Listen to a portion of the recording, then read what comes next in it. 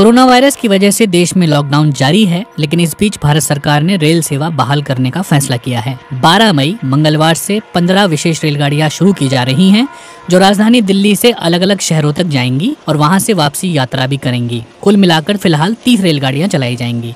Rail मंत्रालय का कहना है कि इसके बाद दूसरी जगहों के बीच भी रेलगाड़ियां चलाई जा सकती हैं। इससे पहले मजदूरों की आवाजाही के लिए कुछ राज्यों के बीच में श्रमिक स्पेशल ट्रेन भी चलाई गई हैं। हालांकि अब मंगलवार से रेल सेवा बहाल हो रही है, तो लोगों के मन में कई सवाल उठ रहे हैं, जिनके जवाब अभी मिलना बाकी है। जैसे पहला ये कि मुसाफिरों को कितने वक्त पहले स्टेशन पर पहुंचना होगा। जांच में वक्त लग सकता है, क्योंकि रेल मंत्रालय का कहना है कि सभी यात्रियों की जांच होगी और जिनमें बीमारी का कोई लक्षण नहीं मिलेगा उन्हें ही आगे सफर करने की इजाजत होगी। लेकिन इस पूरी जांच पड़ताल के लिए उन्हें कितना समय पहले स्टेशन पर आना होगा, इस बारे में अभी जानकारी नहीं है। इसके बाद क्या रेलगाड़ी बीच में स्टॉपेज लेगी, क्या वो अलग अलग स्टेशनों पर रुकेगी, या फिर वो एक जगह से चलकर केवल अपने गंतव्य पर ही रुकेगी और ऑपरेशनल हॉल्ट लेगी, इस बारे में भी अभी कोई जानकारी नहीं दी गई है। क्या ट्रेन में खाने का इंतजाम होगा, क्या पेंट्री काम करेगी, अगर हाँ तो सैनिटाइजेशन और साफ सफाई का ख्याल कैसे रखा जाएगा। 100 स्टेशन पर टेस्टिंग करने की बात कही जा रही है और उम्मीद की जा रही है कि जहां मुसाफिर उतरेंगे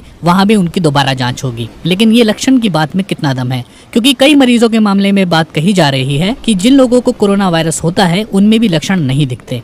ऐसे में क्या ये बहुत बड़ा खतरा नहीं है? इसके अलावा अगर ट्रेन बीच के स्टेशनों पर रुकी तो वहाँ सैनिटाइजेशन, सोशल डिस्टेंसिंग और हाइजीन का कैसे ख्याल रखा जाएगा? एक रेलगाड़ी में कितने कोच होंगे और एक कोच में कितने लोगों को बैठाया जाएगा? ऐसी जानकारी मिल रही है कि इन रेलगाड़ियों में एसी डब्बे होंगे। अगर एसी डब्बे होंगे तो उनमें एक कोच में कितने लोगों को बैठाने की व्यवस्था की जाएगी। जो श्रमिक स्पेशल ट्रेन पहले चली थी उनमें एक कोच में 50 लोगों को बैठाया गया था। हालांकि सामान्य तौर पर 72 लोगों के बैठने की व्यवस्था होती है। सवाल साफ सफाई से जुड़ा भी है, क्योंकि अगर आप एक कोच में 72 के बजाय कम लोग बैठाते हैं तो भी एक डब्बे में केवल 4 टॉयलेट होते हैं। उनको इस्तेमाल करने वाले अगर 50 होंगे तो बार बार उन टॉयलेट की सफाई कैसे होगी, सैनिटाइजेशन कैसे किया जाएगा। इसके बाद एक सवाल स्टेशन से बाहर निकलने का है। जब आप स्टेशन से बाहर निकल जाएंगे तो मुसाफिर अपने घरों तक कैसे जाएंगे, क्योंकि कई जगह स्टेट बॉर्डर अभी भी सील हैं। फर्ज कीजिए कोई दिल्ली आता है तो वो नोएडा और गाजियाबाद कैसे जाएगा, जबकि वहाँ की सीमाओं पर पुलिस तैनात है और आवाजाही पर रोक है।